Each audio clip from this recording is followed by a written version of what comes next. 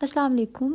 आज हम आपको बताएंगे कि हम किस तरीके से पोर्टेज गाइड के टेस्ट को अप्लाई करते हैं। ये टेस्ट इसलिए अप्लाई किया जाता है कि हम सबसे पहले देखेंगे बच्चे की ब्रेन की ग्रोथ क्या उसकी एज के अकॉर्डिंग हो रही है या नहीं हो रही।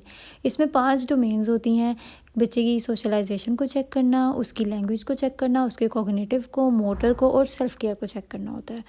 फ़र्स्ट ऑफ़ ऑल हम यहाँ पे उसकी सोशलाइजेशन को चेक करेंगे, जिसमें हम ये चेक करते हैं कि बच्चा अपने माँ बाप का कहाँ मानता है या नहीं मानता, अपने इर्द गिर्द के माहौल में उसका कितना मतलब वो अपने आप को इंगेज रखता है, बड़ों के साथ कितना अपने आप को इंगेज रखता है और किस कदर वो लोगों की बातों पर अमल करता है, अपने घर में कितना ध्यान रखता है, घर के कामों में कितना ध्यान रखता है और ये सब चीज़ें अपने इर्द गिर्द के माहौल से मुतासिर होता है या नहीं होता, अपने मतलब उसके जो एज फेलोज़ उसके फ्रेंड्स हैं उनके साथ उसका क्या कैसा रिलेशन होता है, अपने दोस्तों को कैसे बुलाता है और ये सब चीज़ें।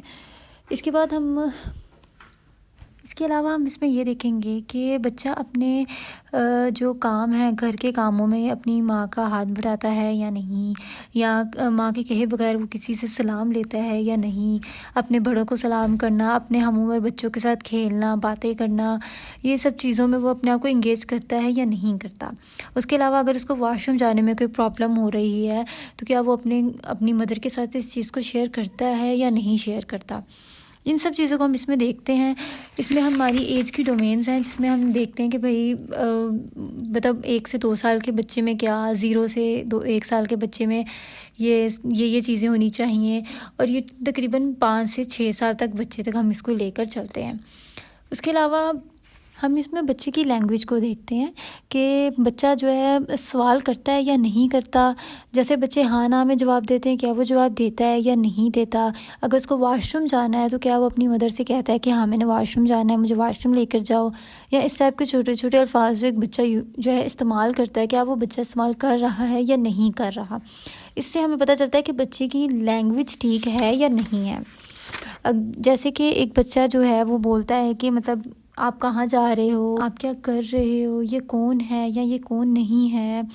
अब जैसे बच्चे अपनी एज के बारे में बताते हैं, अपने हाथों के इशारों से बताते हैं। इवन के बच्चे अपने नाम से अगर उनको बुलाया जाए तो उनको पता होता है कि ये मेरा नाम है। इवन बच्चे अपना नाम खुद भी किसी को बता देते हैं कि ये मेरा नाम है, अपने नाम के हवाले से बात करते हैं। और हर चीज़ मतलब बच्चों के अंदर होती है जिस एज में, वो चीज़ें हम इसमें चेक करेंगे कि क्या बच्चा अपनी एज के अकॉर्डिंग बोल रहा है या नहीं बोल रहा। अब हम इसमें ये चेक करते हैं कि बच्चे की सेल्फ़ केयर कैसी है। मतलब बच्चा टीथ ब्रश कर लेता है, बच्चा जो है अपनी कपड़े खुद पहन लेता है। अब जैसे मेरे पास जो बच्चा था वो 3 साल का था, तो 3 साल के बच्चे तो अपनी चॉइस भी बताते हैं, खुद से टीथ ब्रश भी कर लेते हैं, खुद से हाथ मुंह धो लेते हैं, नहा भी इवन के लेते हैं और कपड़े भी पहन लेते हैं। तो उसके अकॉर्डिंग मेरे लिए जो ज़्यादा ज़रूरी चीज़ थी वो ये पूछना था कि क्या बच्चा बिस्तर पर पेशाब नहीं करता, क्योंकि इस एज में आके तो बच्चे अक्सर ये है कि वॉशरूम अगर उनको आया हो तो वो कहते हैं कि हमने वॉशरूम जाना है और वो बताते हैं। दूसरी चीज़ कि बच्चा खुद से खाना खाता है, कपड़े उतार लेता है, कपड़े पहन लेता है, अपने शूज़ वगैरह खुद पहन लेता है, खुद उतार देता है। ये सब छोटी छोटी चीज़ें जो है वो बच्चे को आ जाती हैं। खुद से जो है अपना खाने का जो है वक़्त अपने रुमाल को बांध लेना, किसी की मदद के बगैर पानी का गिलास उठा के वो पी लेना, या पानी एक गिलास से दूसरे गिलास में डाल देना। ये सब छोटी छोटी चीज़ें जो बच्चे कर लेते हैं इस एज में। इस चीज़ में हम वो चेक करते हैं कि बच्चा अपने बारे में कितना कॉन्शियस है या वो अपने बारे में बिल्कुल भी कॉन्शियस नहीं है। अब इसमें हम बच्चे की ज़हनी सलाहियत को देखते हैं कि जो बच्चा है वो जिस्म के 2-3 हिस्से जो है इशारे से बता देता है या नहीं बता सकता, अपने बॉडी पार्ट्स को बताता है या नहीं बताता। जब बच्चे का नाम लेकर उसको बुलाते हैं, उसकी तरफ इशारा करते हैं, तो क्या वो अपनी तरफ इशारा करता है या नहीं करता, या अपना नाम सुन के कोई रिएक्ट करता है या नहीं करता। इन सब चीज़ों को देखा जाता है। बच्चा जो है वो पेंसिल के साथ मतलब चीज़ें ड्रा करना ये सब काम कर लेता है, कलरिंग कर लेता है। ये सब छोटी छोटी चीज़ें जो इस एज में बच्चे के अंदर होती हैं, हम इसमें वो देखेंगे कि मतलब बच्चा किसी की कोई सेम जो शक्लें हैं अगर उनको अलग अलग करके रखा है तो क्या वो उसको मैच कर लेगा या नहीं कर लेगा। या जो है देखकर गोल दायरा बना लेता है या नहीं। ये सब छोटी छोटी चीज़ें हैं जो एक बच्चे के इस एज में वो ये सब काम करता है। तो कॉग्निटिव में हम यही चीज़ देखेंगे कि बच्चा जो है वो उसके अकॉर्डिंग उसकी कॉग्निटिव डेवलपमेंट हो रही है या नहीं हो रही है। अब ये लास्ट में हम देखेंगे बच्चे की मोटर एक्टिविटीज़, कि मोटर एक्टिविटीज़ की सही तरीके से वो काम कर रही है या नहीं कर रही, कि मतलब बच्चा जो है 3 टुकड़े जोड़कर तस्वीर बना लेता है या नहीं बना लेता, खेलने के दौरान जो कील है वो ठोक लेता है या नहीं ठोक लेता।